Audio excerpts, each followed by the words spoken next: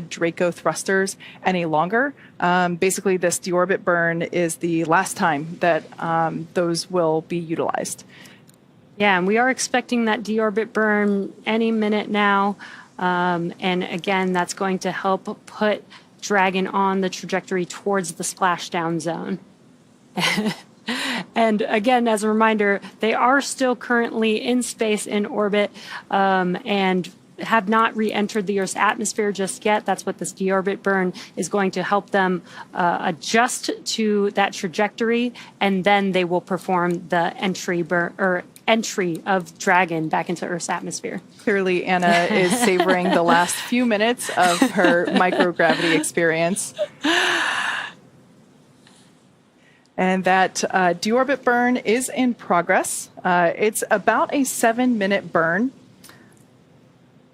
Once again, this helps to put the Dragon capsule into the correct trajectory for its landing. This deorbit burn is the last time that we use those 4 forward Draco thrusters for this mission. And again, Dragon has not entered Earth's atmosphere just yet. This deorbit burn is what lines the vehicle up and puts it on its final trajectory to the landing site near Dry Tortugas off the Florida Keys. Now, right now, the crew are using their screens to keep tabs on the burn duration, Draco thruster firings, and trajectory details like entry angle, capsule perigee, velocity, and how much time remains until the deorbit burn termination. That's because they want to monitor this because they are going to hear a lot of different sounds with the burns going on. So Dragon is currently flying free itself, and so all the crew has to do is stay strapped into their seats and keep an eye on things. And there you can see the screen and some cool new stickers there. Great Scott. I love that. I love to see how they add their own personality, like just right there in the middle. That 1.21 gigawatts, obviously referring to Back to the Future. It is worth noting that that Jared has actually flown in this capsule in the commander seat once before, as he was the commander of the Inspiration 4 mission. Just a quick note here, these are those Draco thrusters at the forward bulkhead, as well as the Skywalker mobility aid that we saw tested out during the extravehicular activity, or EVA. It seems almost sad and heartbreaking to not see, a person hanging out there. Those views were just so incredible that seeing an empty forward hatch just... We'll come back. Yeah. We'll come back. We'll do it again.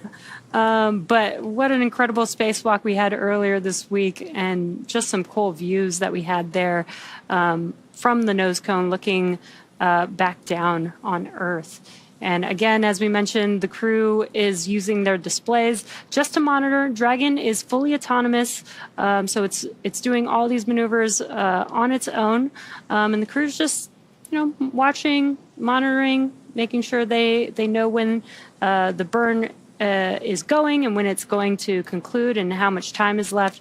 And we do just have a few more minutes. Again, this deorbit burn, they're currently in the deorbit burn, and this burn should last just about 7 minutes, and we're about halfway through at this point.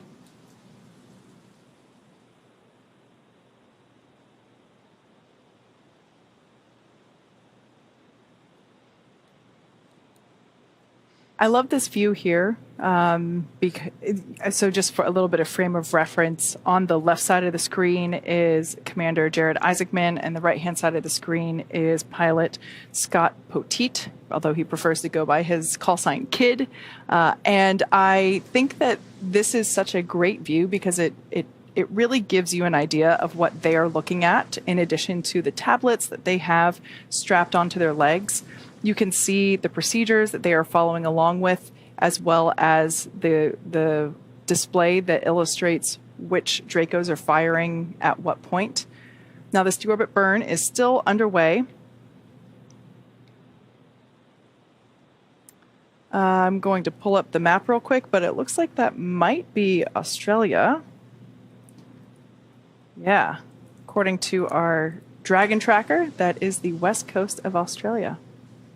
It's so cool almost to see the difference. If you watched, earlier this week, they made it over 1,400 kilometers away from Earth. They got a nice round view of the globe. And now you can see that they're much closer to Earth with just a very small slice of Earth that they could see in that view.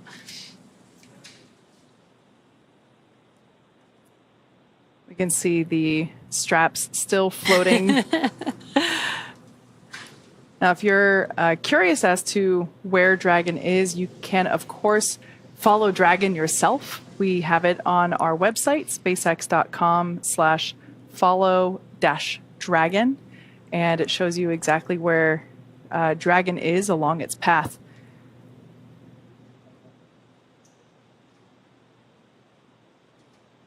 Oh, and there's both. And you can see how fast they will move as they will be splashing down off the coast of Florida. And they're just passing by Australia right now. We do expect splashdown to happen in about 30 minutes or so.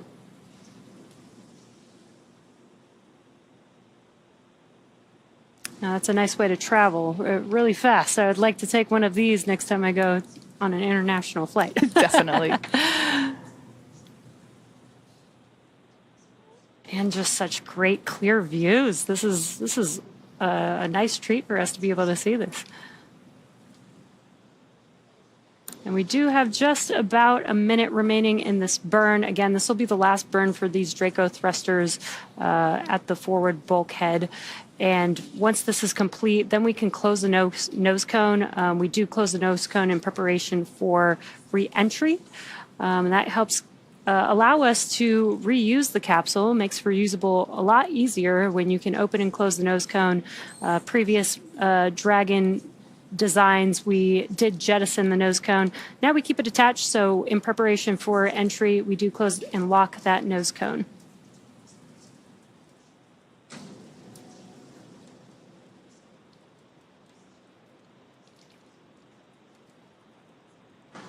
For those that have just recently tuned in, we have successfully separated the trunk from the Dragon capsule. And these are just such amazing views. Dragon SpaceX, deorbit burn complete, performance nominal, nose cone closure initiated. We show the same and tracking. Confirmation there that we had a successful and nominal deorbit burn. So we're now going to see the nose cone begin its closing process.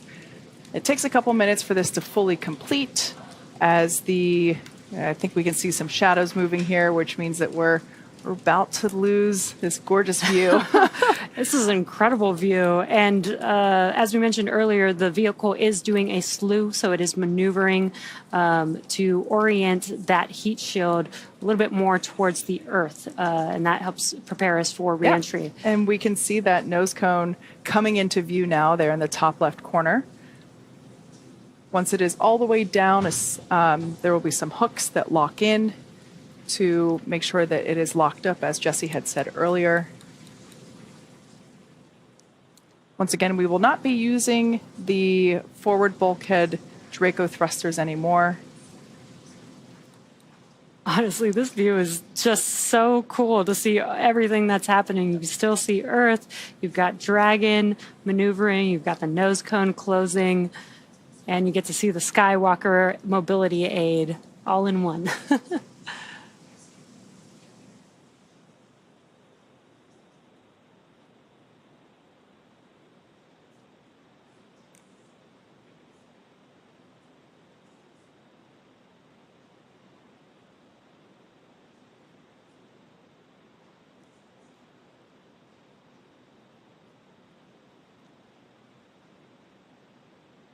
We can see that nose cone coming down to its final position ever so slowly and ever so sadly.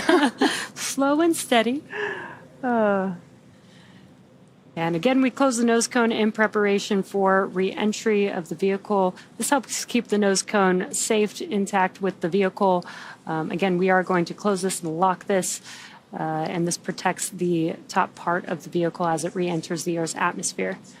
Now, we don't necessarily need it for Dragon, but we do want to protect that Skywalker during re-entry, which we don't typically have or haven't had before on Dragon missions. So this nose cone will actually keep that Skywalker mobility aid pretty safe as well. Indeed. Now, while all this has been going on, the vehicle has initiated the nitrox suit purge. This helps to keep our crew members cool and comfortable during re-entry, which once again, we expect that to occur here in a few minutes. In about a half hour, or a little bit less than a half hour. The exterior of the vehicle will reach temperatures of about 3,500 degrees Fahrenheit, and the crew members remain comfortable, really, even though the outside is quite extreme, thanks to the environmental systems inside the Dragon capsule and the thermal protection system on the exterior of the capsule. Yeah, it's pretty important to keep them cool on the inside. Again, we don't have the trunk of Dragon anymore, so it is on internal power, but it's enough power to keep everything cool inside the cabin, because as it re-enters the Earth's atmosphere, it can get up to about 3,500 degrees Fahrenheit, which is pretty hot. Yeah. We've heard some of the crew members that have flown on Dragon that sometimes they can even see some of the sparks through the window. The plasma. So, yeah. So all along for basically the last day, the Dragon capsule has been decreasing its altitude, beginning with the first two phasing burns that occurred on Friday. 100 kilometers in altitude will begin entry interface. And at that point, that's when the crew begin to feel the effects of the Earth's atmosphere. I just love these stickers here. It's so great. And again, the crew is just monitoring. They also have their tablets. They have the displays. They can follow along with all the procedures that are happening every single step of the way.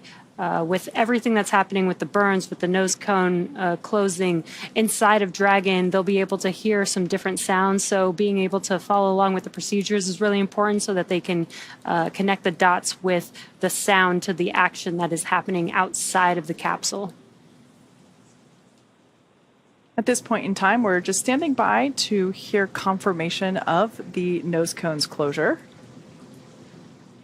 Once we get that information, that basically completes the first half of our deorbit process. Once again, these views live from inside Dragon Resilience, looking over the shoulders of our commander and pilot, Jared Isaacman and Kid Poteet.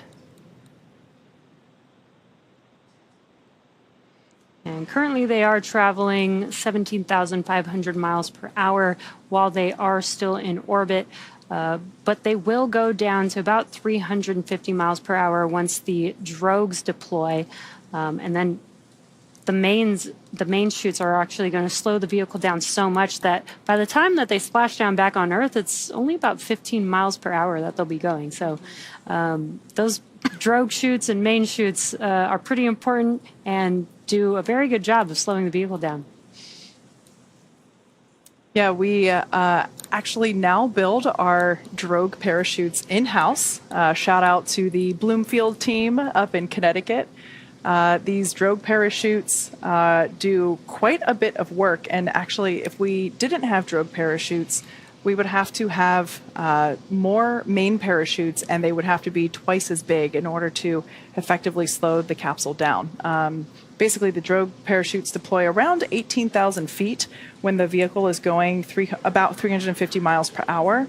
And the vehicle, thanks to the drogues and the heat shield and really just, the continued friction of the Earth's atmosphere, helps slow it down to 119 miles per hour when the mains deploy at about 6,500 feet.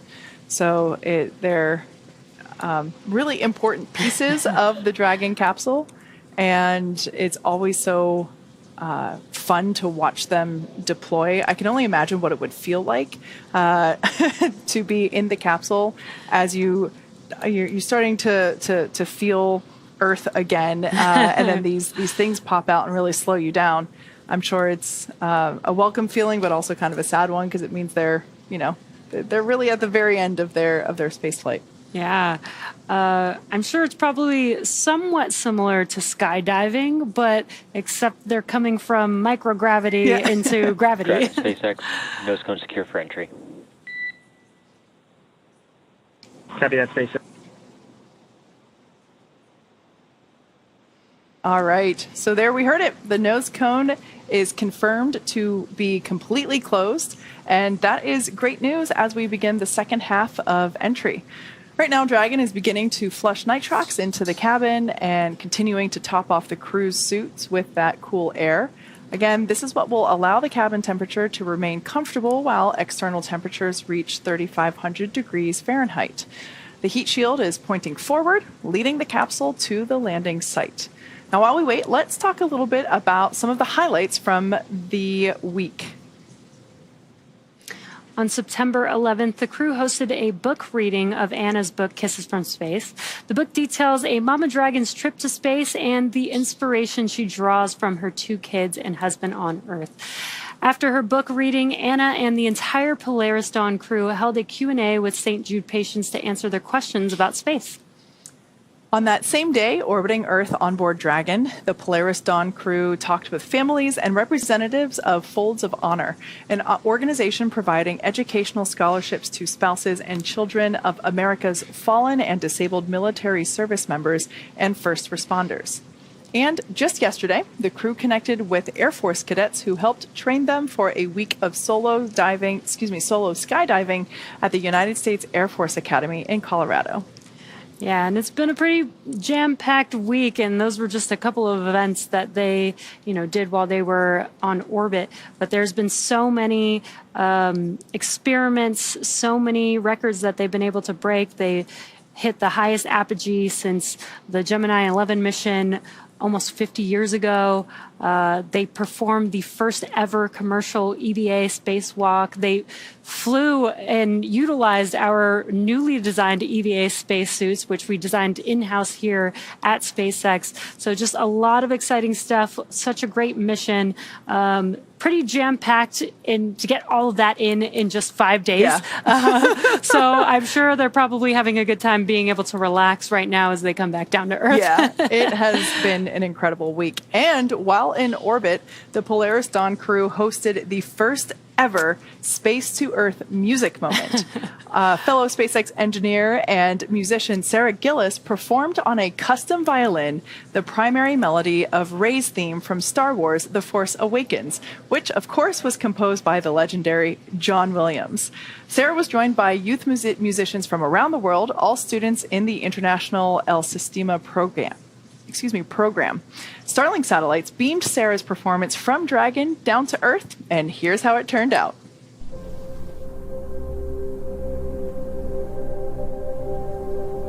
Three, two, one.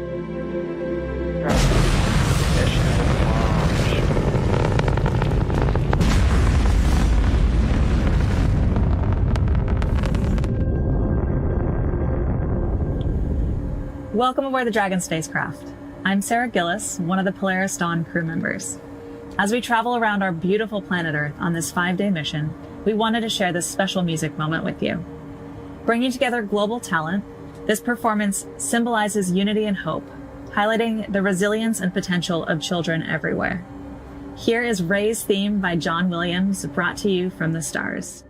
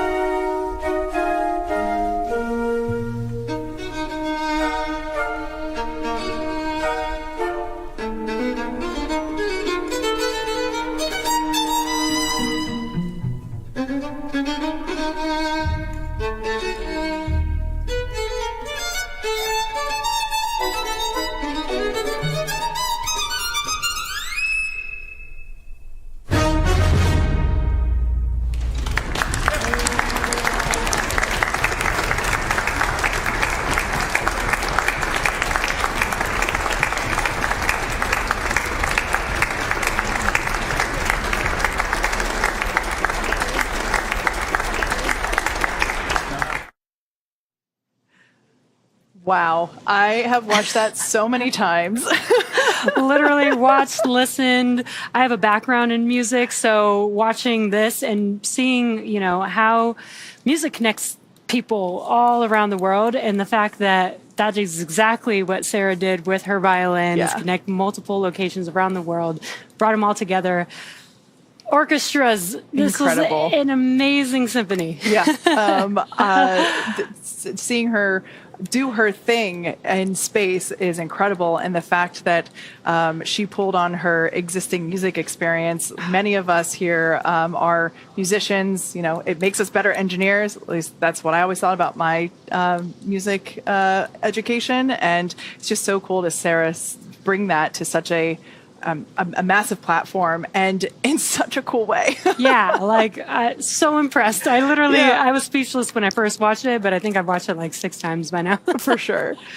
So right now, we don't have views inside the cabin at the moment, but the crew, they continue their deorbit journey. As of right now, we have already separated the trunk from the Dragon capsule, and that allows us, and they've undergone the deorbit burn as well. And separating that Dragon trunk allows us to expose the heat shield. And so let's talk a little bit about the heat shield in greater detail. Dragon's primary heat shield is composed of PICA 3.0, which stands for Phenolic Impregnated Carbon Ablator.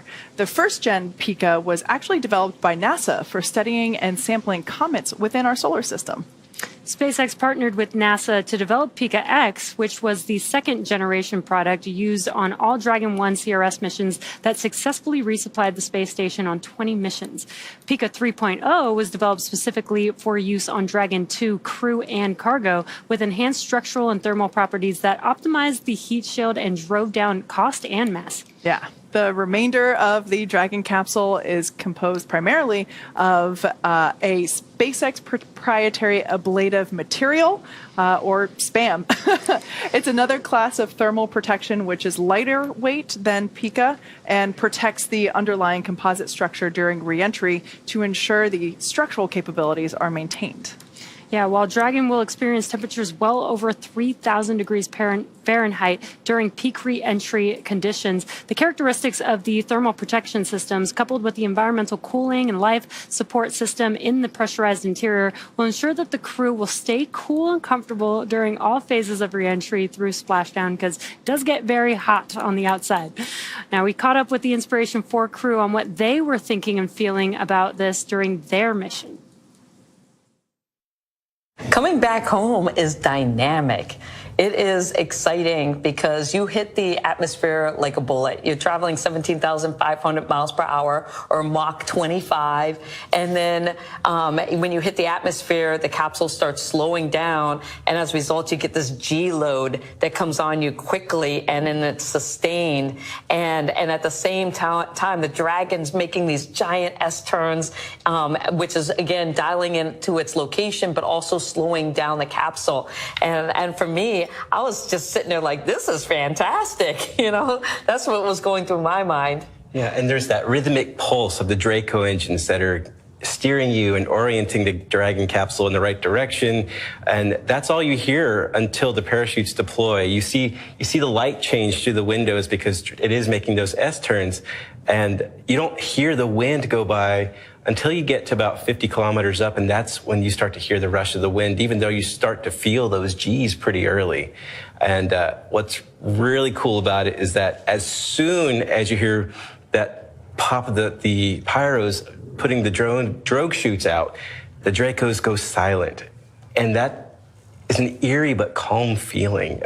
Do you remember feeling that when the parachutes deployed, all of a sudden the Dracos just shut off and now we're just there? Not until you mentioned that. I'm glad you remember that. I know, but I just remember the feeling of relief of being like, yes, the drogues fired, and then the mains, because Jared had his hands on the buttons in case there was something that, we needed it. And it's a dynamic, interesting time of reentry.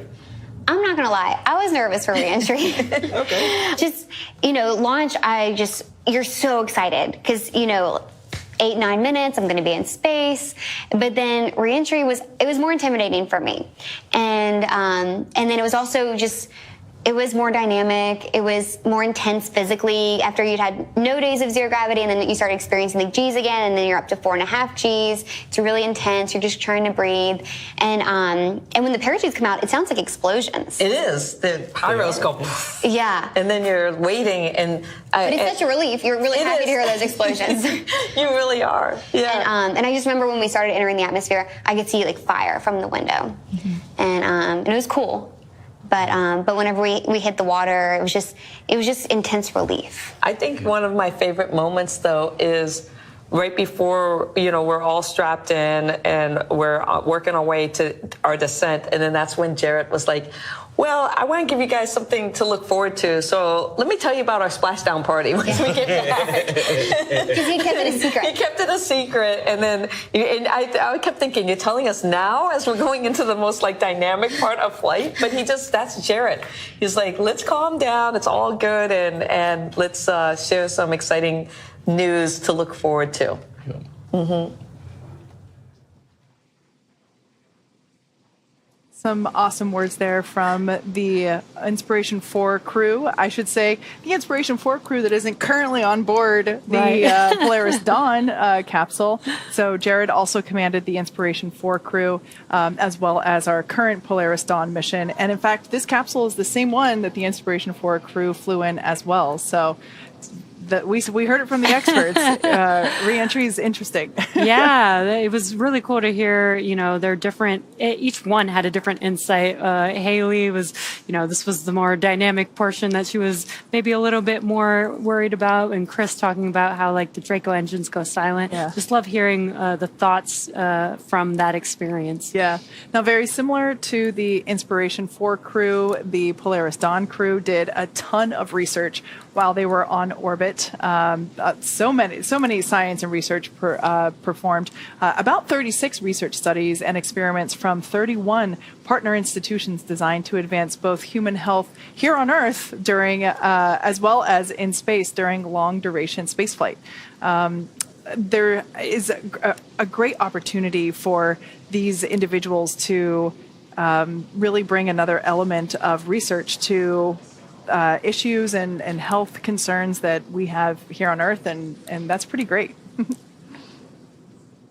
We have had a full complement of research, an action-packed schedule for this mission. We've had about 40 science and research experiments that we have been tackling, and they span all sorts of genres, and we're really excited to talk to you about a few of them today. So right here, what you see, this is a butterfly ultrasound device. And it's really neat because it can work with an iPhone or an iPad or just any sort of tablet device. And so it's really portable and you can take it anywhere, even to space. So we've been using it for a whole bunch of different experiments, measuring our different veins. We've been measuring our bladder. We've been measuring our kidneys and liver and a lot of different pieces of the body. So it's been really interesting, and we're excited to see what we learn from all the data. This was created by the U.S. Air Force Academy, which is near and dear to my heart. I was assigned there many moons ago as one of the commanders of the cadets. And what these cadets have created is a casing that holds different plants, and we've been imaging these plants on a daily basis to see what the impact of zero gravity is on this plant. One of the big concerns is the fluid shift up here at zero gravity. We can really feel the effect as soon as we were on orbit, and you can kind of see it in our faces. So one of the concerns with long-duration space flight is to be able to triage in case of an emergency. And one of the first basic steps is airway assessment. So we volunteered to do some imaging of our airway. We did this experiment before flight, during flight, and then we'll do it post-flight. And what this requires is us to numb up the nasal passage and then insert this endoscopic camera all the way through the nasal passage and back of the throat to take these different images. And then post-flight, we'll be able to assess what happened to the airway passage as that fluid shifts. This is a Tempest Pro. also called our ambulance in a box.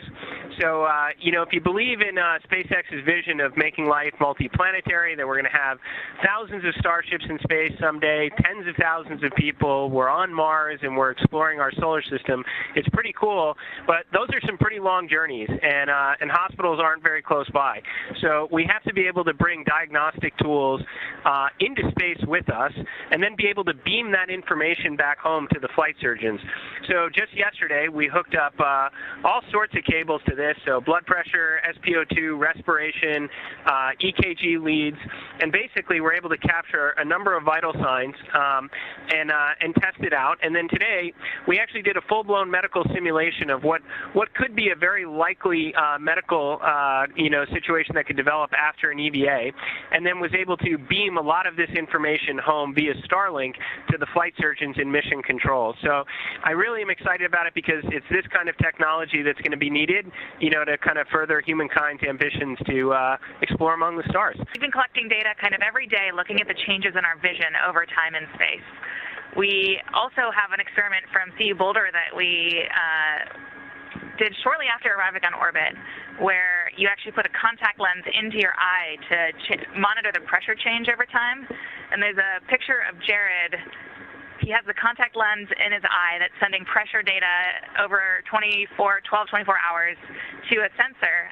But he really looked like a rogue space pirate with his eye patch kind of covering it, so he didn't have to have some vision changes from that lens. But it was quite a look up here for the space pirate. So cool to see them talk about their different science experiments. And if you notice, they were like letting go of some of the stuff that they were holding. It's just floating there. Chaos. But in addition to their science experiments and research experiments that they did on September 12th, while traveling in a 184 by 732 kilometer orbit around the Earth, the crew performed the first ever commercial spacewalk. Extravehicular activities, or EVAs, are activities performed by spacesuited astronauts outside of their spacecraft in orbit of the Earth. They are generally performed for service, maintenance, repair, or replacement of space equipment. Yeah, it was so incredible to see this live and see them going through and testing, going through their test matrix for the suits. Now, an extravehicular activity usually begins with depressurization of the airlock or space module and then ends with repressurization of that space module or airlock after crew member ingress. But because Crew Dragon doesn't have an airlock, the entire cabin was actually depressurized, and all 4 astronauts on board participated in the spacewalk. It was Sarah. SpaceX Dragon. Our tablets are secure, restraints are tightened, and our visors are down. SpaceX copies for crew entry prep. All right, good news there. That was Jared letting us know that their tablets are secured and the visors are down, which then creates that complete system for the spacesuit for them to basically be ready for the more dynamic parts of the reentry phase, which is coming up soon. We are about 7 minutes away from the anticipated loss of signal. But getting back to the incredible spacewalk that Sarah and Jared and Kid and Anna performed, it was actually Sarah and Jared that took turns actually exiting the spacecraft while Kid and Anna supported from the inside. Overall, the spacewalk lasted 1 hour and 46 minutes from the time that the cabin air was vented to when it was repressurized once again. So it was incredible, and the first commercial spacewalk is certainly a moment to remember. So now some Dragon facts in terms of the Dragon capsule overall. Like I said earlier, it's designed from the beginning to enable human spaceflight, even though we started just with cargo spaceflight. It can carry up to 7 passengers, but for today, we've got 4 crew members on board, and it is the first private spacecraft to take humans to the International Space Station. It's also the first private spacecraft to take an all-civilian crew to orbit, and that was this exact Dragon capsule, Dragon Resilience, that, of course, was the inspiration for mission. This Dragon mission, this Polaris Dawn Dragon mission flew further than any Dragon to date and reached the highest Earth orbit ever flown with an apogee of 1,408.1 kilometers.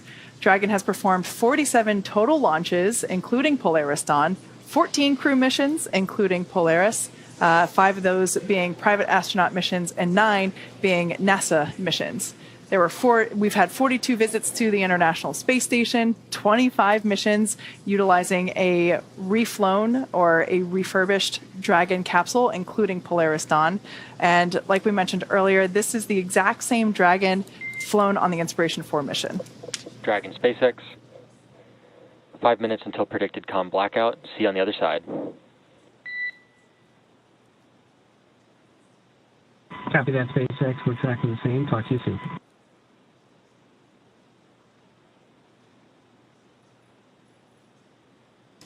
And we just heard some comms from the core to the crew, letting them know we're just about 5 minutes away from that blackout period, which is very, very exciting. That means that the crew is almost going to get through the portion of passing through the atmosphere, re-entering the atmosphere, coming back down to Earth. And ironically, today is actually the 3-year anniversary. 3 years ago today, on September 15th, 2021, the Inspiration 4 mission actually launched. And so we got to hear some thoughts. We don't get to hear the Polaris Dawn crew. They haven't gone through this re-entry period. So we got to hear some thoughts from the Inspiration 4 crew on their thoughts of this re-entry period. It's now time to come home. We've been floating in space for 3 days. What did it feel like to you guys to all of a sudden experience a tenth of a G as we came back?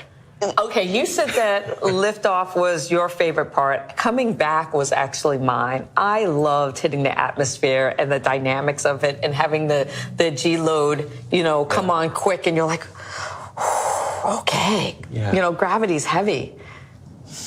I much preferred launch over splashdown. But yeah, because we were in space for 3 days, and this is something I didn't think about beforehand, but whenever we started entering the atmosphere and started feeling the gravity again, I remember saying out loud, oh my gosh, this is so intense. How many G's are we at? And Jared said 0.3. I know. So we were at a third of Earth gravity. And I was like, how are we going to get to 4.5?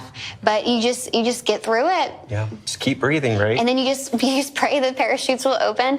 And then whenever they do, and then you hear from SpaceX 4 healthy mains, I remember screaming, thank God.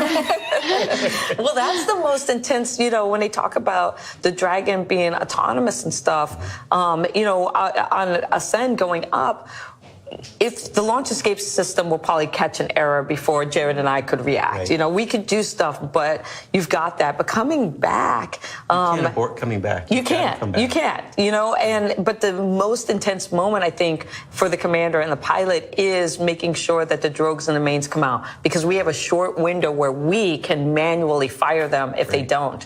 And I just remember, we're counting down, and then I'm like green, yellow, and if I'd gotten to red, then that wouldn't have been good. But every time green happened, the pyros went, and Jared and I were just like, there's the drogues. And we could see it on our monitor. I don't know if you could, but we're like, oh, yes, drogues. And then we go had through. to rip off my iPad to hand it to you so you could take a picture. Once we got off, because once we got off the 4 healthy mains, Jared was like, that's the best thing I've ever seen. And I was like, yes. Yeah, and then it was like, at that point, it was so peaceful because re-entry was very dynamic. It was the G-forces were so intense. It was more shaky than launch was. And then when the parachutes deploy, they lift you up and shake you all around. And then after they're out, then you're just kind of falling down. I remember it sounded like a summer breeze outside, and we were like in 1G and just drifting down. And then we hit the water. We knew it. It was. Well, that was one thing too. When you said you're looking at the screens, you and I had a pretty good view, Haley, of we could actually look out the windows at that point. And I remember seeing the Dragon capsule reorient, and as it's making those S curves to the atmosphere and seeing the clouds move very dynamically. And see, I'd love that. That, to me, hearing the Dracos firing and it's like as we're doing these giant S curves. That's exactly what it sounded like. Yeah, it's like ingrained in my memory. And I'm like, and I remember just being there and being like, this is so cool. Yeah. You know, and just the technology of what SpaceX has done and being able to, you know, have a capsule that will dial itself in and slow down your descent. It's just amazing. Such a great experience. But splashdown was awesome because when we hit the water, you're just like, we did it. It was a very emotional moment, Yeah. more than I expected. I love what Dr. Proctor said there. We did it. Yeah.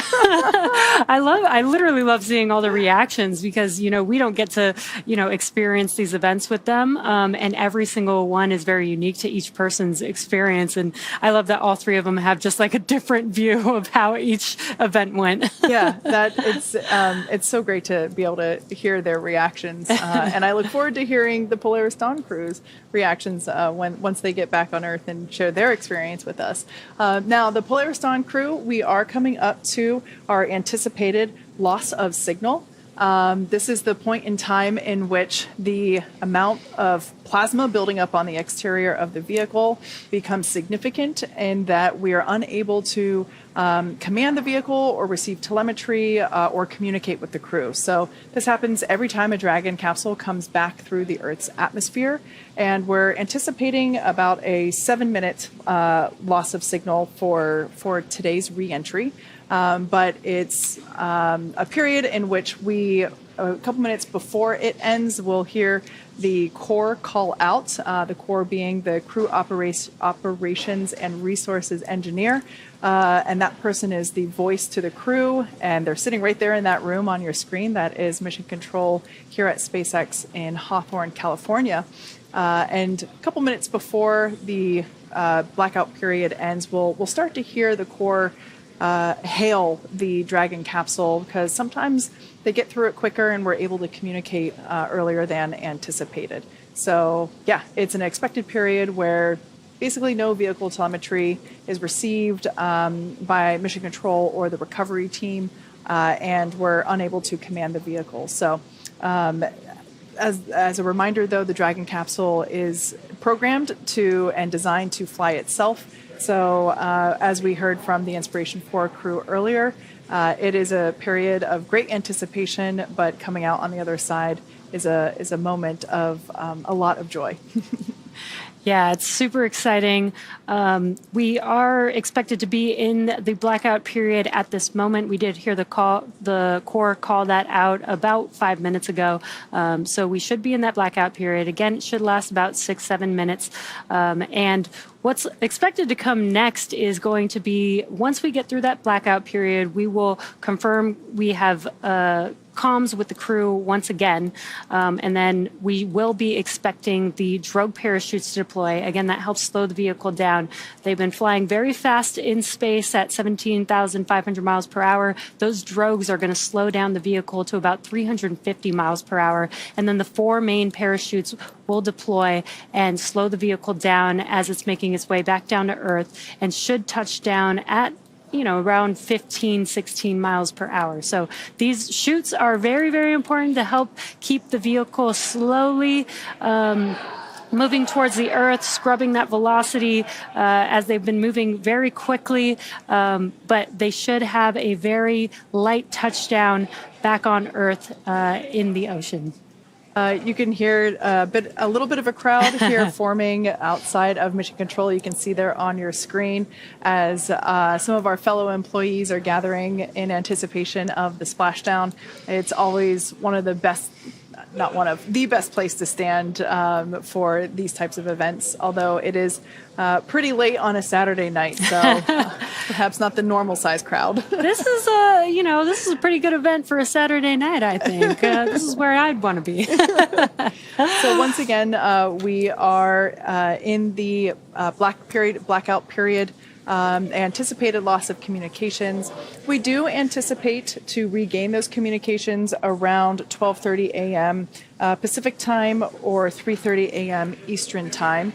Just after that, as Jesse was saying, we'll see the drogue parachutes deploy about 2 minutes after, and then about 2 minutes after coming back from the blackout period, we'll see those drogues deploy.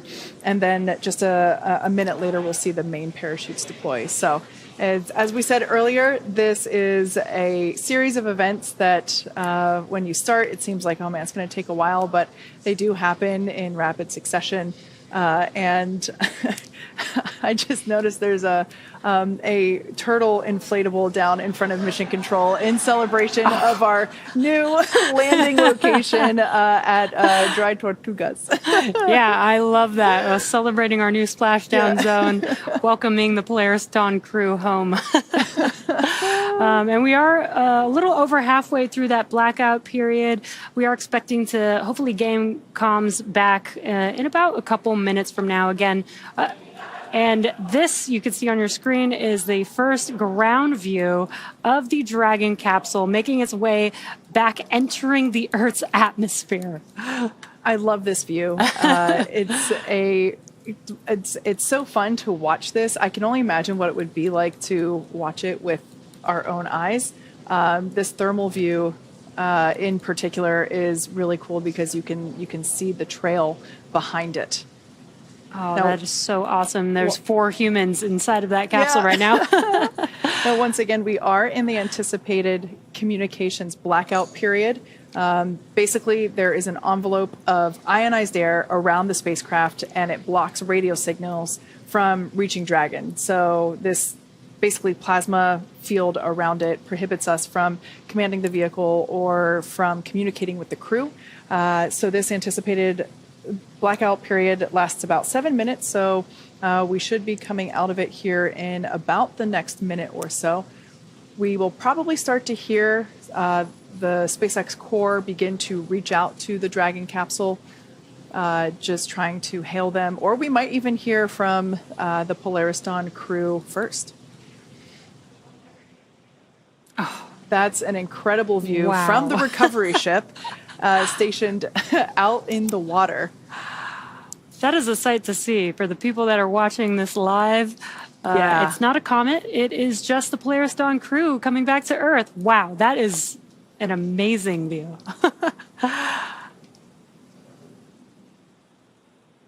Once again, we expect this blackout period to end in about a minute. Another view of the Dragon SpaceX comm check.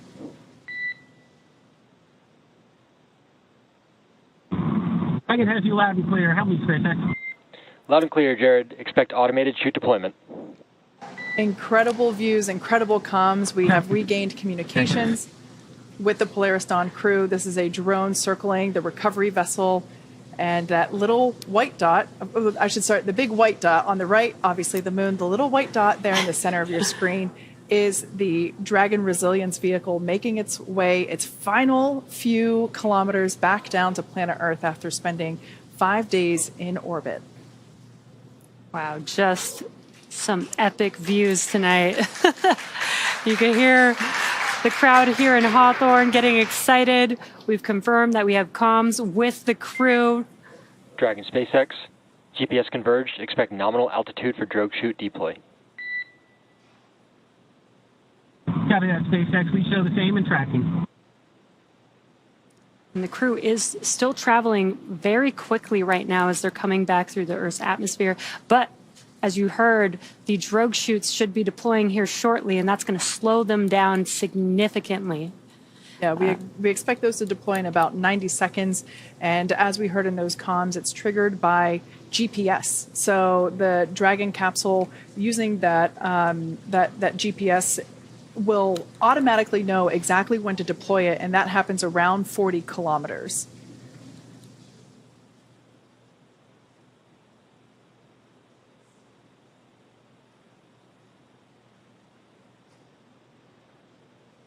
Once the drogue parachutes deploy, about a minute after that, we'll see the main parachutes. And it's pretty incredible that we only...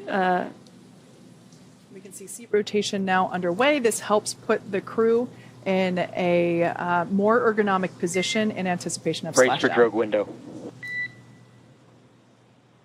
Copy, we're bracing. Should see those chutes deploy here shortly. And you can see the crew bracing as instructed for the change in velocity.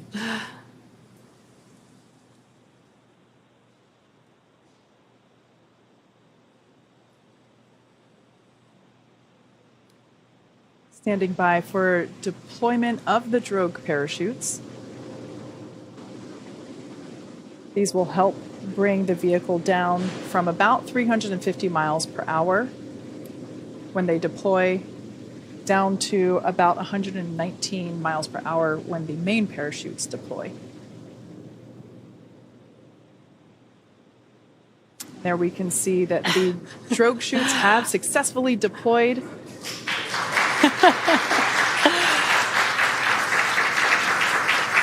It's a great thermal image.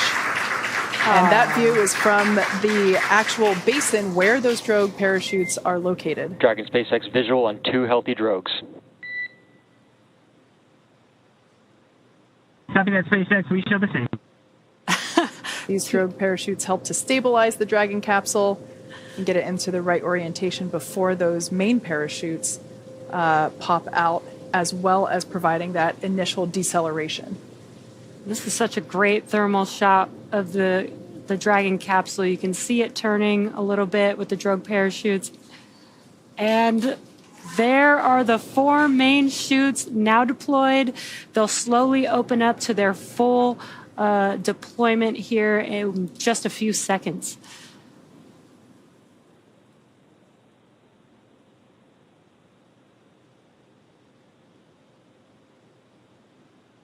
Incredible views of the Polaris Dawn crew returning to Earth after 5 days in Earth's orbit.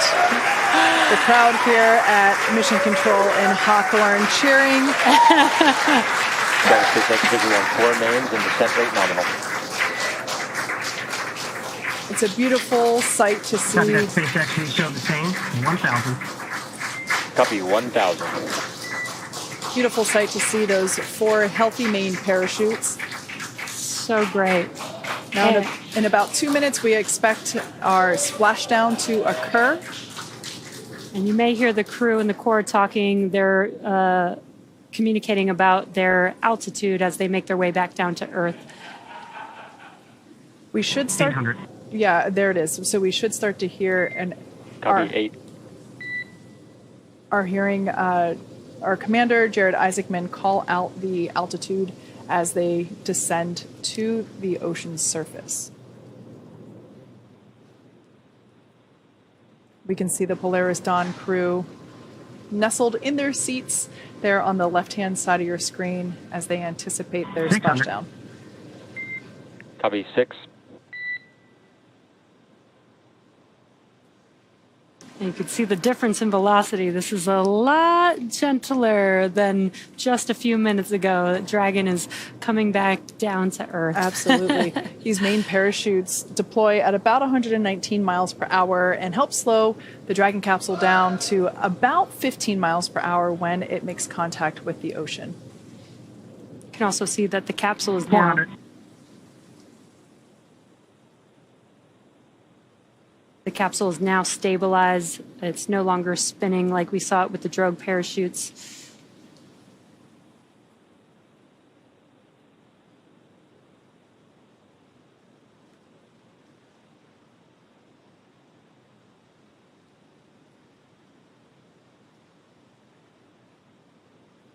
$200. We're bracing.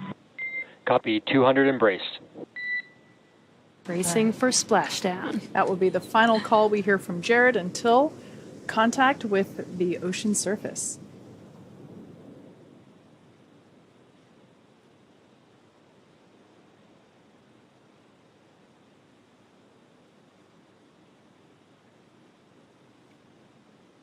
Standing by for splashdown of the Polaris Dawn crew.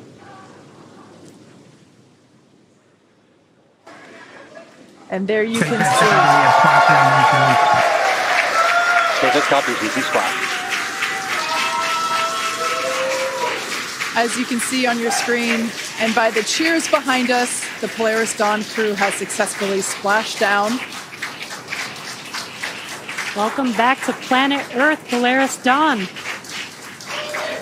SpaceX recovery team now moving into place to begin the process of strapping the Dragon capsule up with the necessary rigging in order to lift it onto the recovery vessel.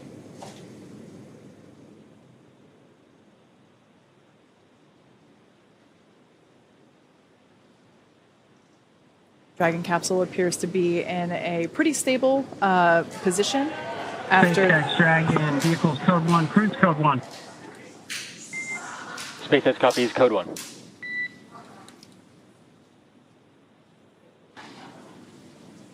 Now, the recovery teams have been ready and waiting about 3 nautical miles away.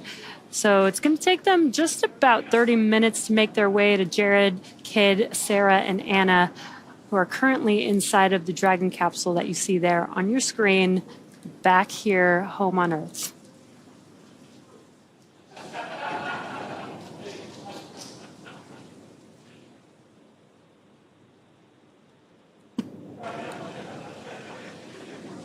That call out that we heard earlier, confirmation of what I had said a little bit prior to in terms of that stable configuration, that code 1 call out is the reflection of the crew's reporting of that landing position.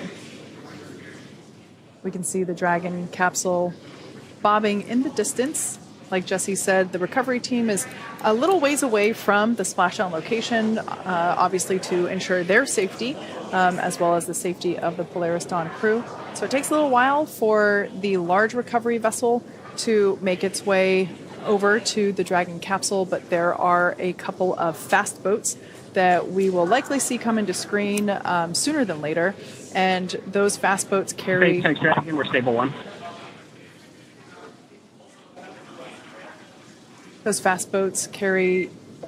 Copy, stable 1.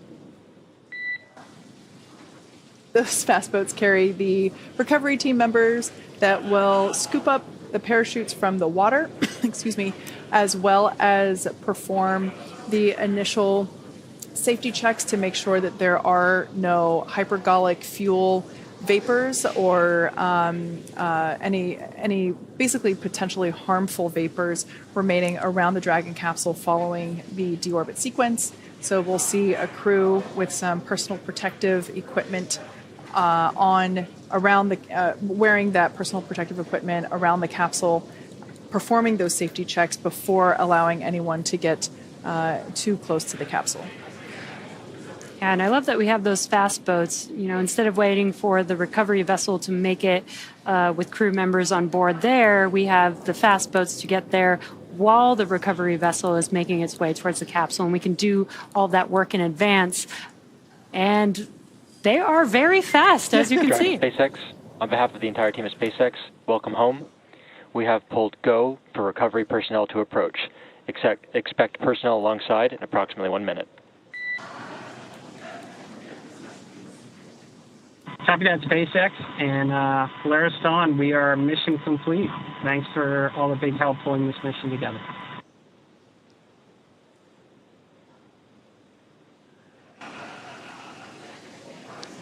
Now, we did see a jet ski pass by. That jet ski has a couple recovery folks on board. They've got the go to do those, gas and hazardous checks to make sure that Dragon is safe for the recovery vessel to approach. Yeah, and this view here is actually from a drone hovering near the Dragon capsule, so it gives you a little bit better perspective of how close the fast boats are. Like I mentioned before, some of them are scouring the water looking for the parachutes that were released after Dragon splashed down. We'll try to retrieve those. And another fast boat will approach and begin those safety checks for any hypergolic vapors. And yeah, we can see them getting... you can kind of see one of those parachutes there floating in the water to the right-hand side. And then the moon in the distance. What a great view. Some great lighting from the moon at this night splashdown tonight. I'm pretty sure this is the first time we've had these views on our recovery webcasts. So it's pretty cool to see. I love that we get this view right here where we can see the lights on inside Dragon capsule through the windows. Almost looks like the eyes of Dragon. Yeah, that's pretty cool.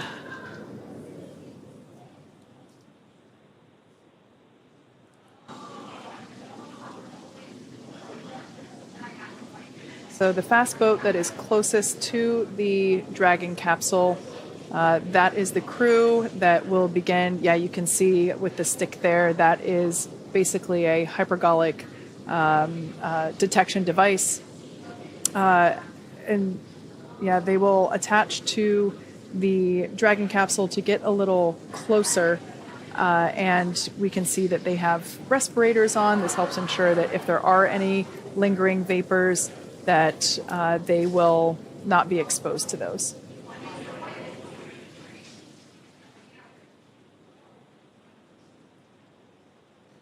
Now the recovery team, just like the Polaris Dawn crew, they perform quite a bit of training in order to be able to perform these activities safely.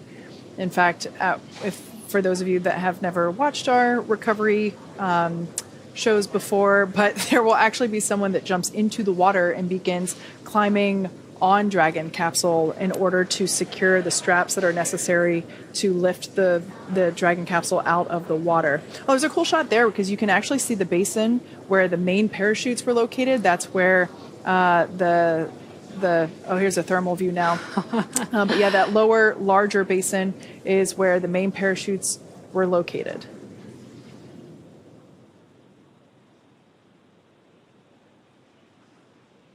A Dragon capsule definitely looks toasty, having come back through the Earth's atmosphere.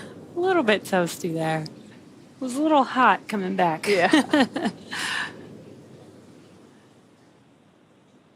And again, right now the recovery team is ensuring the safety of the crew, making sure there's no hazardous gases around the vehicle. They're pulling the chutes out of the water. Which is what that thing is below the Dragon capsule there on the bottom right-hand side of your screen. It is not a giant squid. I love how there are lights on these boats.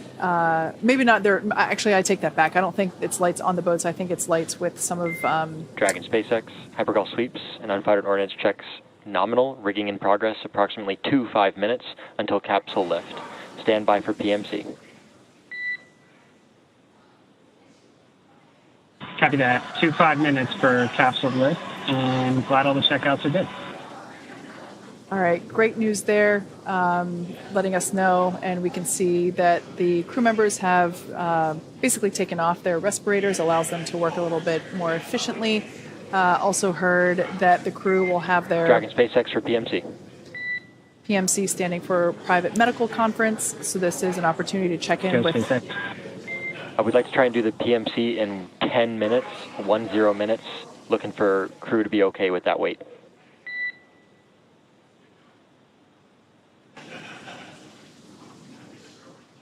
Crew's good. We'll call you if we need to pull it in, but right now 10 minutes seems good. Copy. All right, so that PMC Private Medical Conference, that's just an opportunity for the crew to chat with the flight surgeon, check in, make sure everybody's feeling good. So it sounds like the crew is on board to have that occur in 10 minutes. Meanwhile, the recovery teams here on your screen scurrying. Oh, there, our first view of the individual on top of the capsule. I have said this in many Splashdown webcasts before. Not enough money in the world to convince me to do that job. I have so much admiration and respect for the people that can. Just doing that in dark water would be terrifying to me. And I love how efficient and well-trained all of these individuals are. We can see it in action here. They function as a really strong unit altogether. These waters are pretty calm, but you can see the capsule and the boats kind of moving around. And it's not like they're on land. Yeah.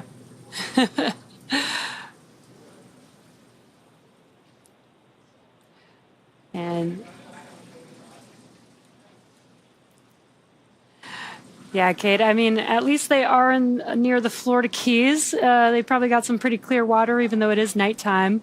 I wouldn't mind, jumping on top of the capsule and trying to rig up the Dragon capsule there. It looks like a pretty fun job, actually. Yeah, I think nighttime would be a hard no. Daytime, maybe. Dragon SpaceX for PMC. Go SpaceX. All right, we're actually ready to do a PMC now, so I'm going to be privatizing Dragon to ground. You'll next hear from the ship surgeon. Copy that, SpaceX.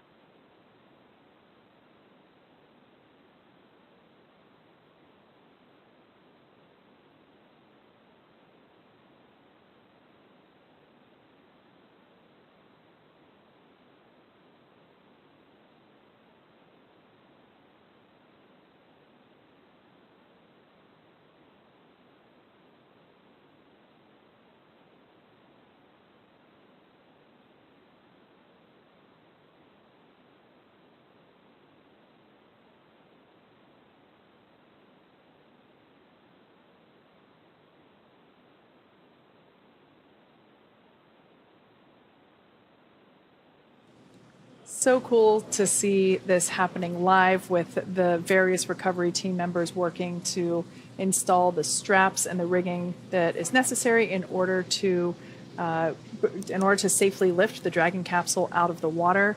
I want to give a special shout out to the SpaceX weather team and the recovery team for unlocking this location and adding it to our sites of availability for Dragon recovery opportunities and options, because as we saw trying to launch this mission when we were just kidding. Fake Quindar. When we were trying to launch this, weather was really problematic, and it wasn't just the weather at the launch site, which is what most people think of. Dragon ground is no longer privatized. Copy that, SpaceX. Yeah, the weather at the launch site is what most people think of, but when we have a shorter duration, basically free flyer type mission like this, where the Dragon capsule is only in orbit for a few days, not only do we have to look at the immediate weather around the launch site and the weather during the ascent abort phases like we always do, but at the time of launch, we also have to be really confident that there will be good weather in at least a couple of landing locations available to us at the time of launch. And that wasn't an option for any of our existing sites. And the recovery team and the weather team worked really hard to identify this new location, and just look how calm the waters are. Wow. It was perfect for this splashdown today. And yeah, Kate, like for the last few weeks, weather, in Florida is, that time of year. It's the hurricane season. So it's a little bit tough. And like you said, 5 days trying to make sure that weather is good from start to finish is really, really difficult with that type of weather there in Florida, where typically, other missions we've gone to the International Space Station where we can kind of wait out weather if we need to. For a mission like the free flyer, like you said, that's a little bit harder. Yeah. We don't have as much cargo space to keep food and supplies much longer than the planned duration of the mission. Obviously, there's some extra in there in case they did need to stay out in space, but we got some excellent weather for this. And a big shout out to Starlink. We've got this view here brought to you by Starlink, and we're now seeing the recovery vessel getting closer and closer to the Dragon capsule.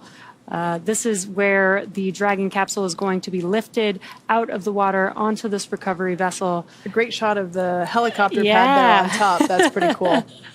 So a helicopter is going to come once the crew is on board, once the capsule is on board, the crew's on board, and has exited the Dragon capsule. A helicopter is going to come land on the recovery vessel and actually fly the crew back to land. That's a lot faster path than waiting on the recovery vessel to get back to land. And that's important to make sure that the crew is safe, healthy, and they can get into hopefully get some sleep, maybe. Yeah, I did make a note that the crew, while they are on orbit, everything is scheduled, including their sleep periods. And they actually had their wake-up call at 6:25 p.m. Pacific time, or 9:25 p.m. Eastern time. So it's right now almost 1 a.m. Pacific time. So yeah, they've been awake for a while, and they had quite a day, honestly. And I'm sure that they are most excited to see their families again, and also probably pretty excited to get a good night's sleep.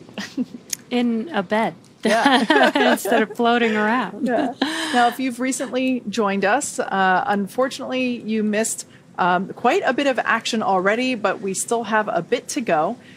So far, we, as you can see, have had a successful splashdown of the Dragon capsule carrying the Polaris Dawn crew.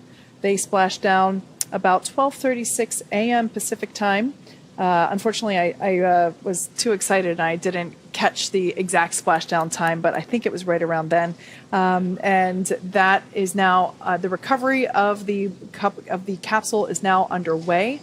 This view is of the recovery team in one of those fast boats. We can see some of the recovery crew members working to place the straps and the rigging around the capsule that will be used, excuse me, to lift the Dragon capsule out of the water and onto the recovery vessel. And from there, the crew members the recovery team members will open up the side hatch. And that will be the first breath of fresh air that this crew has had since they lifted off. Let's see, 5 days ago. Oh, man, this week has been such a blur. I guess that was Monday night, I think. A Monday night for us, yes. Yeah, okay, thank you. So, yeah, it's been quite a few days. And once that hatch is open, we will then bring each crew member out one at a time. They will then head up to the medical deck and have an in-person checkout with the flight surgeon, or excuse me, the flight surgeon that is on the ship, so the ship surgeon.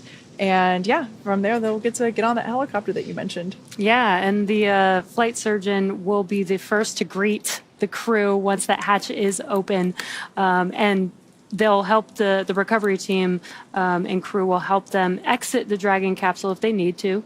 And we actually, again, 3 years ago today, the Inspiration 4 crew lifted off and did their 3-day mission in space. So we'll get to hear some of their thoughts on what that was like exiting the capsule for the first time coming back down to Earth.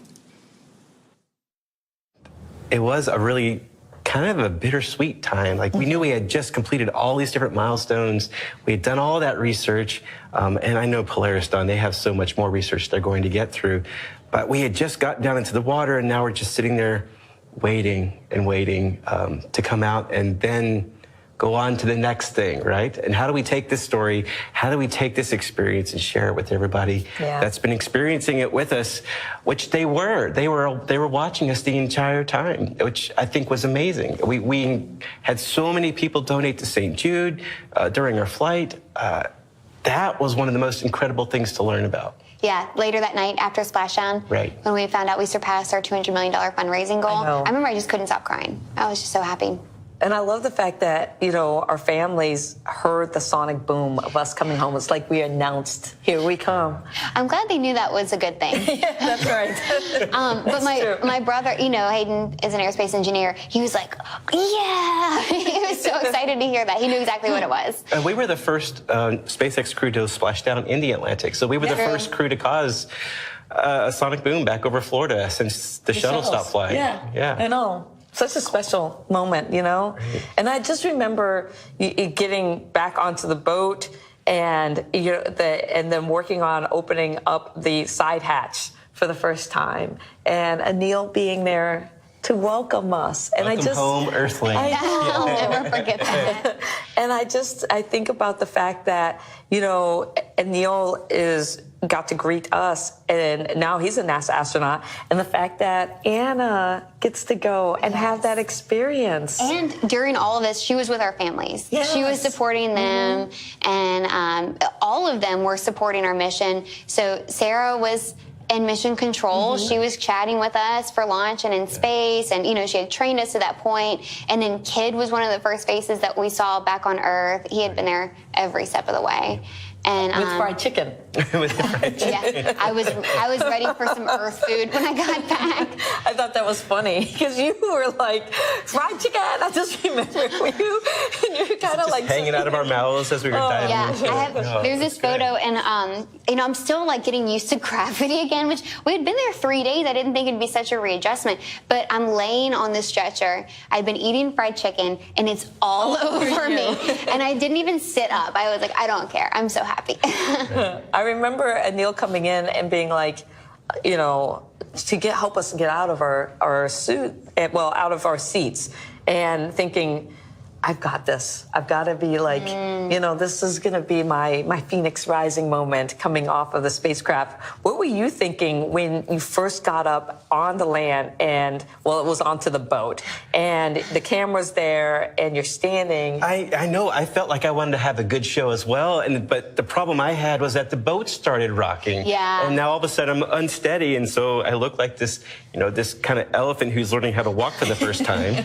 I was really excited to be back and to go see everyone and share the story. And I felt great. I felt awesome. And I looked at you guys coming out too, and you were just strutting your way on to the next section. And then Jared, of course, followed behind me.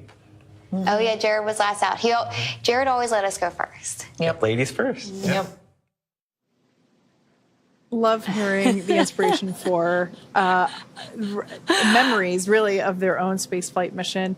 I'm sure that the second time around for Jared will feel a little bit different. He, had flown on the Inspiration 4 mission, as they were mentioning, and this is a cool view because we can start to see how close the recovery vessel is to the Dragon capsule. We still have the fast boat there working to install the straps that are required to lift the vehicle into that nest that you see there on your screen. So that arm will actually extend out over the water, and that is what will lift the Dragon capsule up and into that nest there at the end. That nest will then translate to the forward end of the boat, the recovery vessel, and that's where we'll let them hang out while we open up the side hatch. Oh, wow. That is just an incredible view. Some great lights, some clear water. Clear skies, we got the moon. Yeah, the moon in the background, and all brought to you by Starlink. I loved hearing that Haley's first thing coming out of the capsule was eating fried Dragon chicken. SpaceX, be advised, transitioning forward link. Comm will be unavailable for a little less than 5 minutes. Copy that, SpaceX. Yeah, getting some fried chicken fresh off the Dragon capsule. And also another cool full circle moment with Anil, that is Anna Menon's husband, was the flight surgeon that greeted the Inspiration 4 crew, which is really cool. And now Anna has completed her mission in space. Just so cool to see that full circle moment. Again, I can't believe this is all happening on the same day that the Inspiration 4 launched 3 years ago. That's pretty cool. Yeah, so we can start to see the recovery team getting closer to the Dragon capsule, one of the fast boats there in the background, as well as the capsule itself coming into view. This arch, rather, that you see in a perfectly vertical position, that will actually extend out to about 45 degrees or so. And it will happen quite quickly. Basically, once all of the straps are in place and secure and tight, that arm will extend. You can see a protective buoy there at the end of the vessel to help make sure that nothing comes into contact with the Dragon capsule. But once those straps are attached and that arm, that hydraulic arch is extended out, the Dragon capsule will actually be lifted up and out of the water pretty efficiently and placed into that circular basket-looking thing, or what we call it a nest. And that is basically the landing point for the Dragon capsule. You can see it has a bit of a concave shape to help support the similarly concave-shaped heat shield at the bottom of the Dragon capsule. And once the Dragon capsule is in the Dragon nest, it will translate and move forward towards the front of the boat, actually more towards the middle of the boat, to a platform. As you probably can see on the Dragon capsule, the hatch is about in the middle of the Dragon capsule. So there is a platform for when they open up that hatch that it is very easy to exit the capsule to the platform. Now, while we can't see the crew themselves, they are remaining in their seats and strapped in with their safety harnesses. But at this point in time, they have opened up their visor, excuse me, as the dynamic portion of flight has concluded. We do continue to flow some cooled nitrox, or nitrogen-oxygen air mixture, in through their suits to help keep them comfortable during this phase. But they are also, at this point in time, allowed to retrieve their water bottles, which had previously been stored for re-entry. So, they're able to stay cool and hydrated and just hang out and enjoy the last few minutes within their home for the last 5 days. They've done a lot of great work this week, so they get a little bit of time to relax and patiently wait as they wait for that hatch to open and get that first fresh breath of air.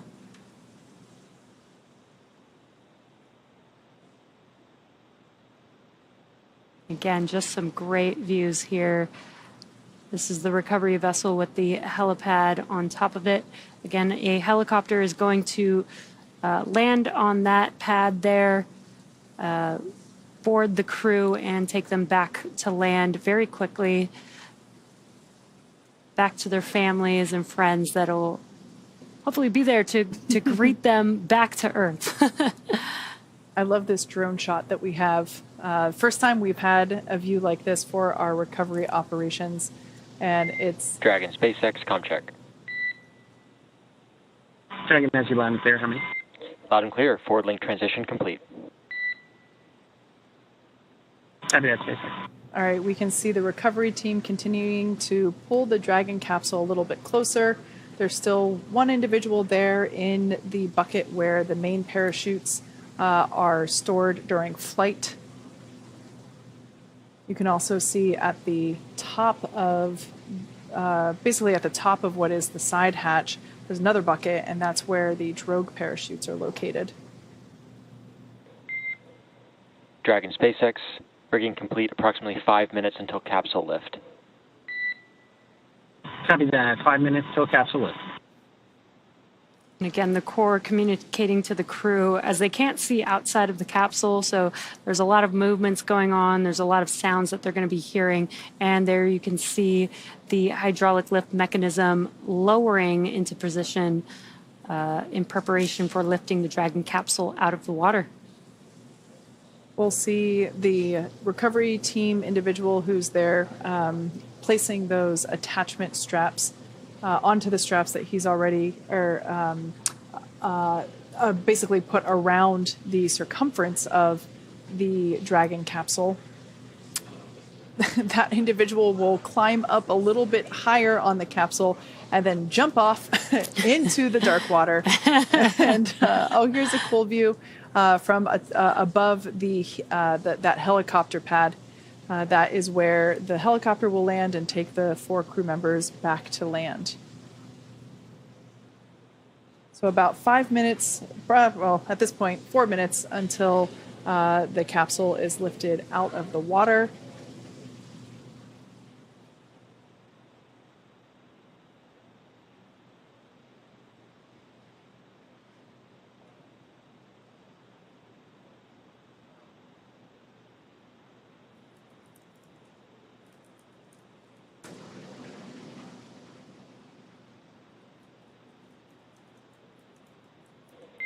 Dragon, SpaceX, brace for capsule lift. There they go. SpaceX, we're bracing. It's probably warm water, Kate. Yeah, you know what? Sea creatures love warm water too, in my head. They're not going to hurt you. We can see the Dragon capsule now coming out of the water. Our first view of that well-loved heat shield at the bottom of the Dragon resilience vehicle. Dragon now completely out of the water and will be lowered onto that cradle there.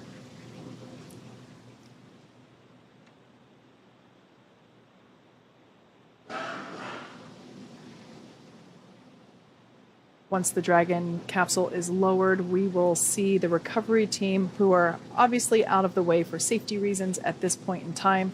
But once the capsule is translated and secured, we'll see them begin to hose it down with fresh water. As we reuse these capsules, we want to try and minimize the effects of corrosion, which of course happen due to salt water.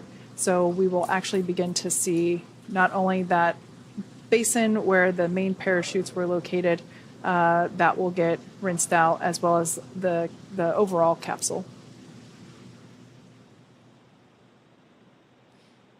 The crew is now on the recovery vessel, probably their first moment of a little bit more stability being back on Earth.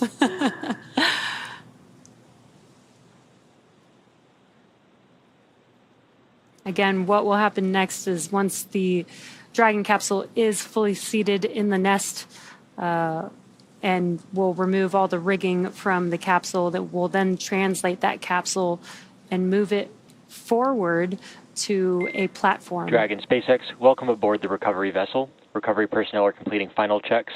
Stand by for translation to the egress platform. Copy that, SpaceX. Standing by. All right, great news there. And it looks like actually the estimation for lift was we completed it 2 minutes early. So like I said, it's a pretty efficient operation. The recovery team, not only have they performed this on numerous actual human space flight missions, but also in rehearsals and training procedures of their own. So it looks like the crew members that you see there have donned some PPE once again. These are respirators that help to ensure that if there are any lingering hypergolic fumes, that they will not be exposed to it. So they are actually installing plugs into basically the outlet of those Draco thrusters and performing additional hypergolic sniffs to ensure that there are no residual fumes.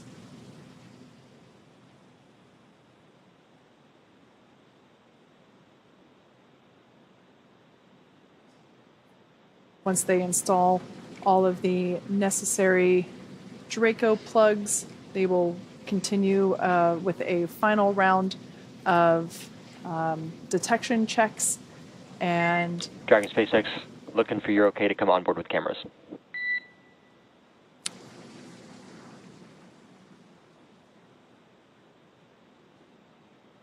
SpaceX Dragon, you're welcome aboard with the cams.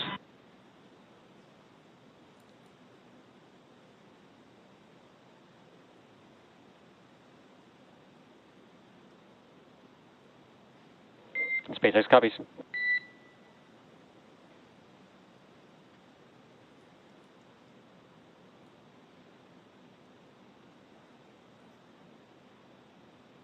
Recovery team continuing with the installation of those safety plugs to help prevent any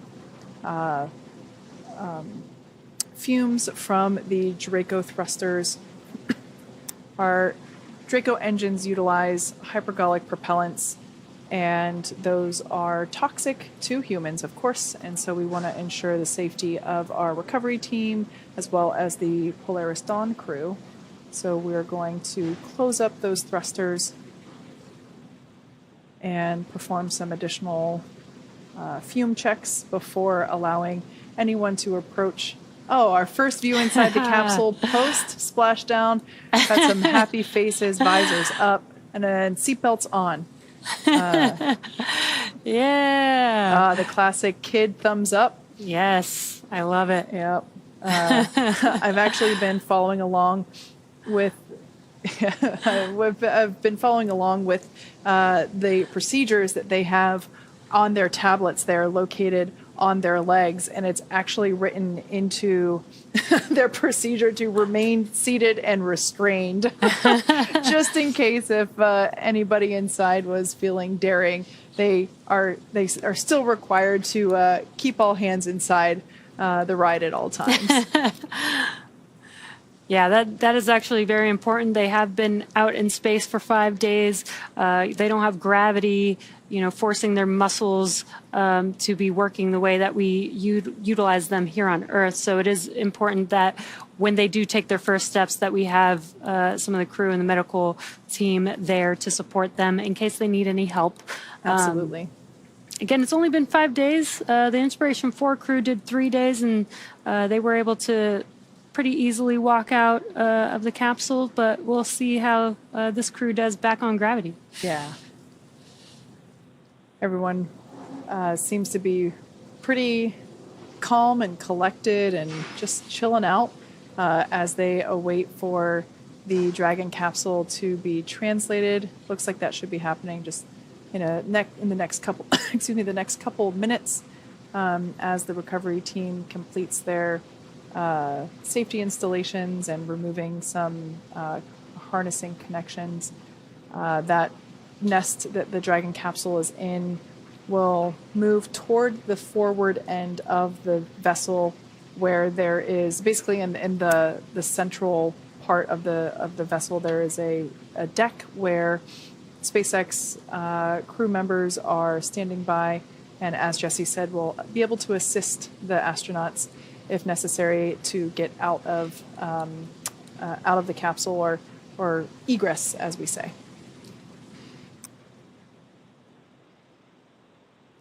And a cool view here, just looking from behind the seats.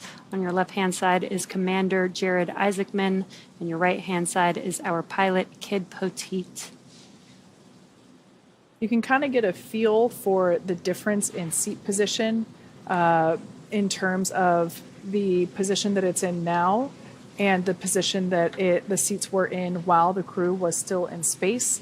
The warning and the 1.21 gigawatts stickers were a little bit closer to us, I feel like.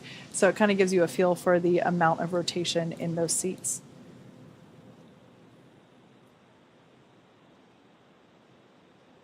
Pretty cool to be able to see the same displays that the crew utilizes while they were in flight.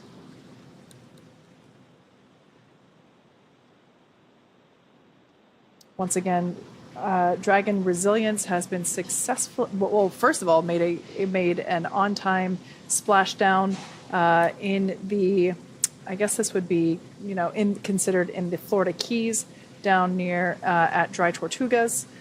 And they had a pretty quick recovery out of the water. They are now on the recovery vessel and standing by for the final preparations performed by the recovery team prior to basically opening that side hatch. Once again, this will be the first time that the Polaris Dawn crew will have fresh air. It'll be fresh, salty, fishy air, but fresh air nonetheless. And there we can see the Dragon capsule now being moved toward the central part of the ship. You can see there. There are some SpaceX crew members also wearing respirators, once again, as we will perform the final hypergolic safety sniffing tests. As I mentioned earlier, beginning to spray the Dragon capsule down with fresh water to try and rinse that salt water off of the metallic components.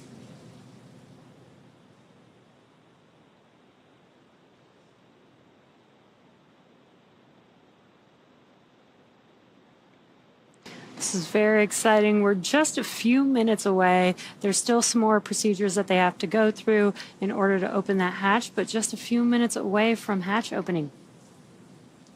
And again, the first person that will meet them will be the flight surgeon, who will enter the capsule and make sure that the crew is feeling good and ready to exit their seats.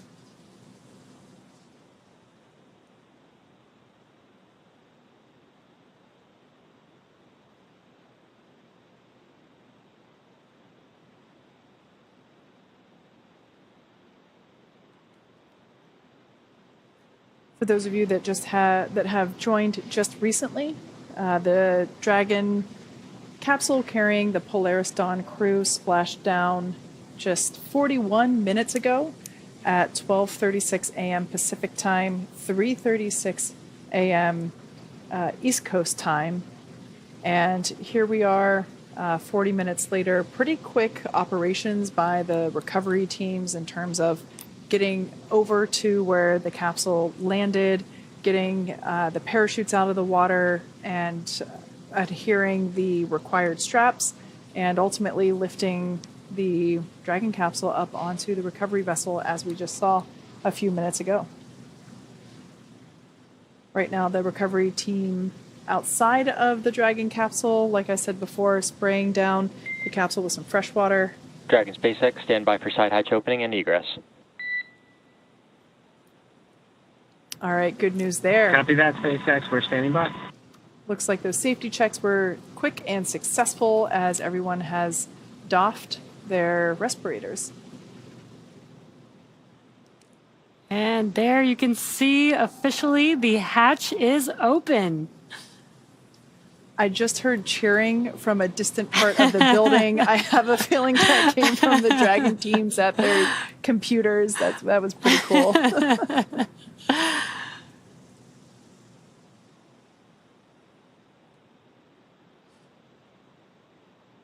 That is the flight surgeon doing initial medical checks, making sure that everybody is feeling good.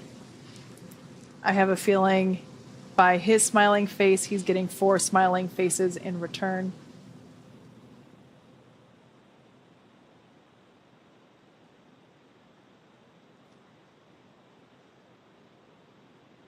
The Polaris Dawn crew has now officially taken their first breath of Earth air in the last 5 days. We can see the recovery team in the background, basically putting up some protective fixtures around the side hatch in order to ensure that as the crew egresses and gets assisted as they come out of the capsule, that they don't hurt the side hatch seals or themselves. Obviously want to protect the individuals as well.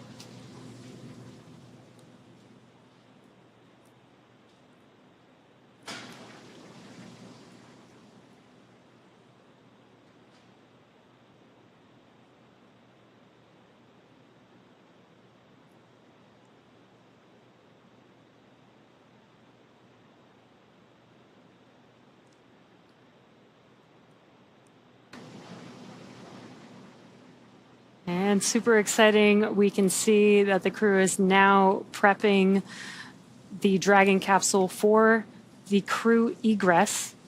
And there is, they're going to be removing their harnesses, removing any equipment out of the way to ensure that they are safe to step out of their seats and egress the Dragon capsule.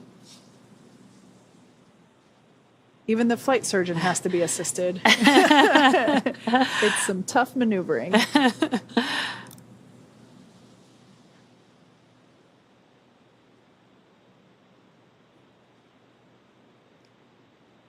So we'll start to see the footrests. The recovery team will come in, and there is our Polaris Dawn crew.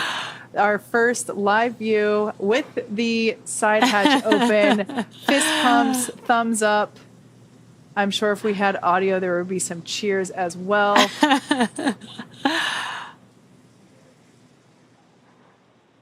I'm sure the crew is so excited to be home. Mission complete, like they said, after 5 days of some historic milestones. That smiling face there in the side hatch taking pictures, I'm sure that is John Krause, also known as Snap. He is I believe, the content director for the Polaris Dawn program. I'm sure it's an exciting moment to be able to capture, both with video and photo, the smiling faces of the crew members. Now we can see some SpaceX crew members, recovery team, they'll come in, they will start to remove the footrests at the bottoms of each seat. That will help give a little bit more moving room, or I should say area to for folks to get in and help our 4 Polaris Dawn astronauts get out a little bit easier.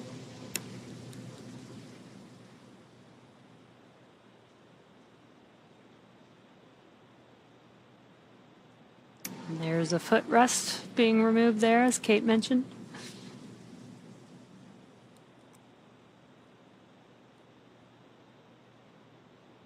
Fun fact about those footrests, they are custom sized for each astronaut, as well as the armrests. So each armrest and footrest basically comes in like a small, medium, or large option, and depending on, excuse me, the foot length and the arm length of each individual, they get the appropriate size for their body measurements. Yeah, I mean, that goes with the seats themselves, the suits themselves are all customized to each individual astronaut and crew member. Basically, they get a customized version just for themselves for these missions. Now we can see that, the crew members are now able to undo their safety harnesses, their 5-point safety straps, and I guess that would be the last step before being able to get out. Now it seems as though the first person to come out will be Anna Menon, who is on the far right side as we are looking at it. She is in seat 4. Yeah. So Anna is now making her way with this assisted egress.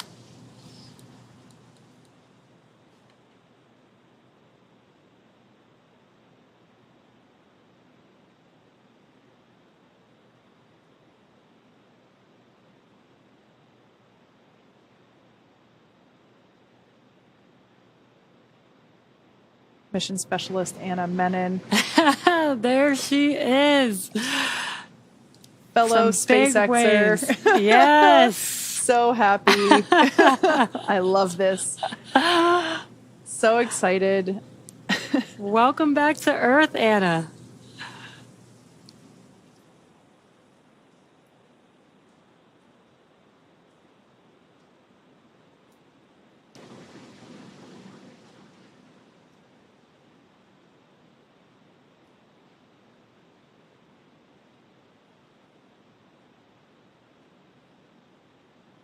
We heard Haley Arsenault, who was one of the mission specialists, and she for the Inspiration 4 mission.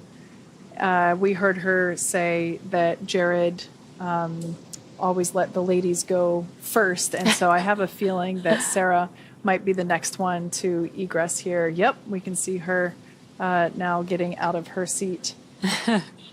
She and Anna had the 2 window seats.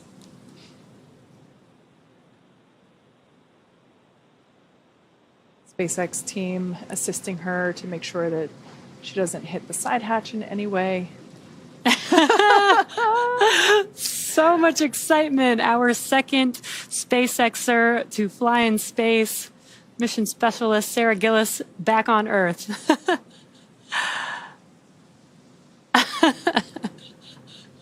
So cool to see her. Now egressing is our pilot, Kid Petite. I would bet good money that we're going to see some thumbs up once Kid exits. It's pretty cool to see that they are coming out, standing up on their own 2 feet and walking off. SpaceX Dragon, this is the final call. Sign off.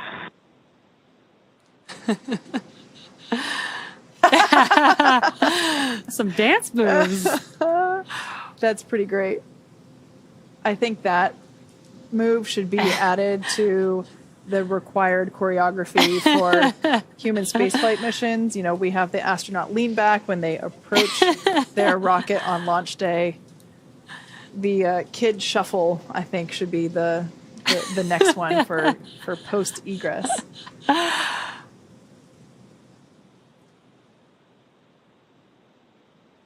We heard Jared get one last call out on the loops before egressing himself.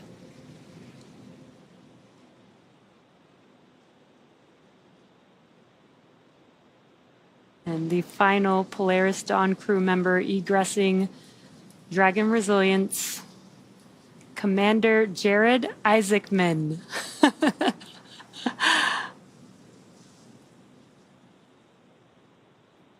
Our second frequent flyer in Dragon, completing his second mission in space. For a second, I thought... For a second, I thought he was saying goodbye to his spacecraft, but it turns out he was saying goodbye to the people still in there assisting him with his egress. So incredible to see. What a day. What a week. What a week. And now with our Polaris Dawn crew safely back home on Earth and getting checked out by our medical team, what an incredible and exciting mission this has been.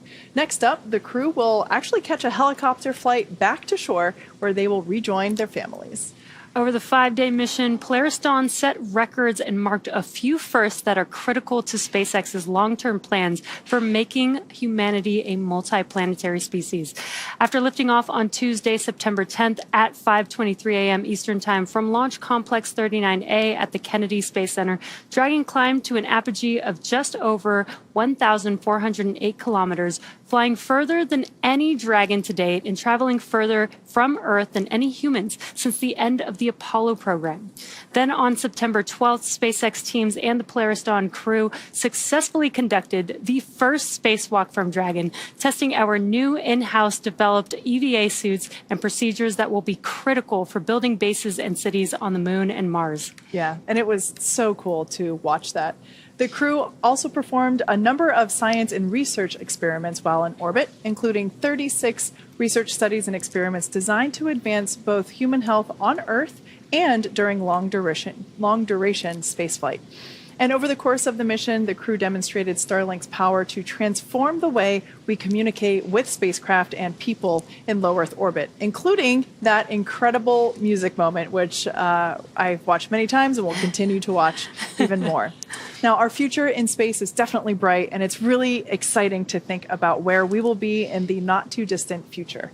With all of that, thank you so much for joining us tonight and all week.